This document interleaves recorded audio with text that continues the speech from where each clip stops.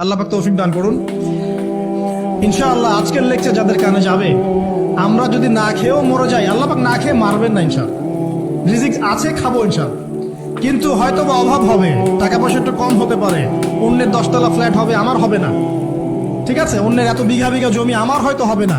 কিন্তু ইনশাআল্লাহ তাআলা এই যে দুনিয়ার মুসাফিরের জীবনটা, এটা মুসাফিরের জীবন না, মুসাফিরের জীবনটা কেটেই যাবে ইনশাআল্লাহ। কাটবে না? যে কোনো ভাবে কেটে তো যাবেই ইনশাআল্লাহ। এই যে পরকালের জীবনটা একটা চেতনার শক্তি, জানেন, দুনিয়াতে যত বাধা বিপত্তি আসুক, গাল মন্দ খান, গিবত তহমত খান, কষ্ট হোক, নির্যাতন হোক, একটা বিষয় মনের মধ্যে শান্তি দেয়। কি শান্তি? যে এই দুনিয়ার জীবনটা তো আর চিরস্থায়ী নয়, এটা তো আর সারা জীবন থাকবে না। ইনশাআল্লাহ এই অবস্থা আস্তে আস্তে পরিবর্তন হয়ে যাবে। ফাইন্না মাআল উসরি ইউসরা, পরকালে ইনশাআল্লাহ পাবো। দুনিয়াতে না পেলে কি হয়েছে, পরকালে পাবো ইনশাআল্লাহ।